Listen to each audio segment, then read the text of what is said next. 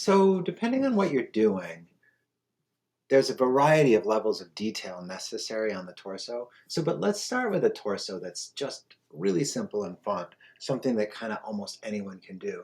So we were practicing the peanut shape, right? And if we just simply take that peanut shape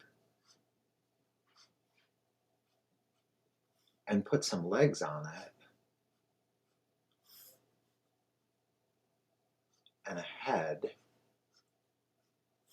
we can kind of get away with it. Little arms.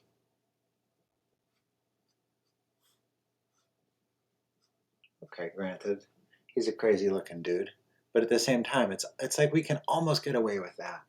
And so one of the things that happens is people have a tendency to get just too complicated with it, right?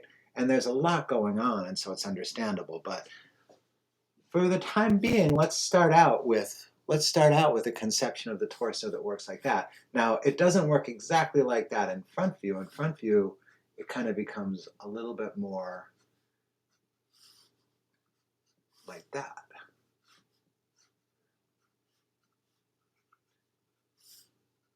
So we have a peanut and we have a pillow. And these two shapes have a certain amount of effectiveness. And okay, so let's play with them. So if we took this guy right here, and what you can do is you can bend it, and in animation terms, this is a squash, and this over here is a stretch.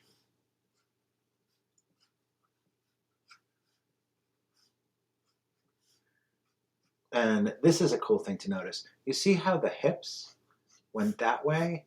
And that meant that this knee has to be displaced to some extent, right?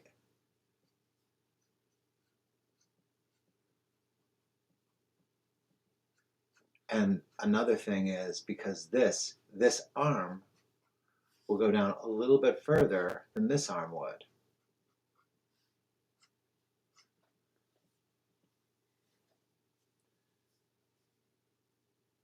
This one too, we can take and go bend it backwards.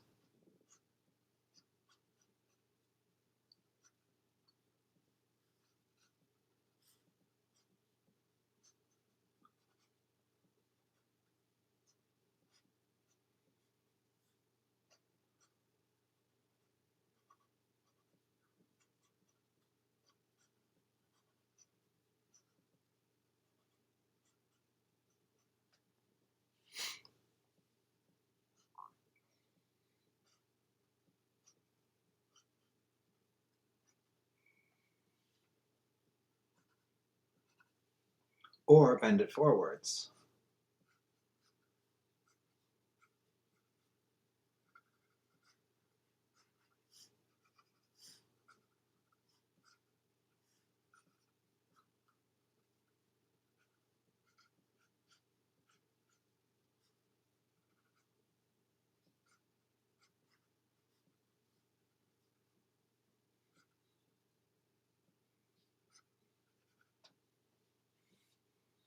I like that guy. I feel sorry for him.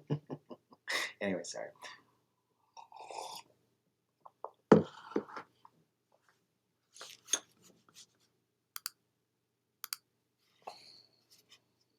wish I had better focus on this camera.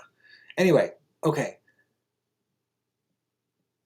So another thing that we can do now that we have this, another thing for us to keep in mind is the torso on the front side and the back side has a center line.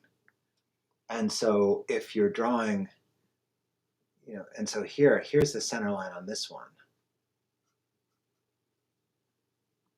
And here's the center line on this one. And here's the center line on that one. Here's the center line on this one.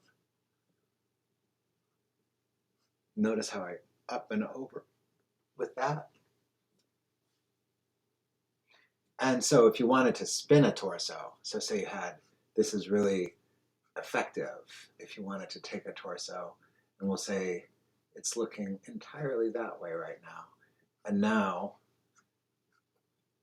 as it comes more towards us, this side gets bigger and that side gets smaller until it's facing us. And now they're all the same size. And then as we turn it around, if we continue to turn it,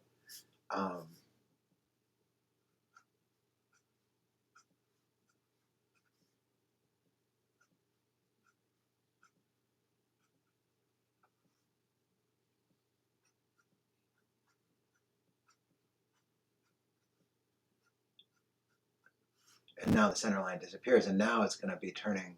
Now we're going to start to turn it to, we're seeing its back.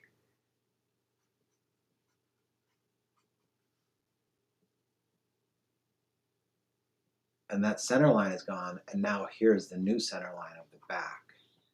Okay, and at the bottom of the back center line, this little triangle.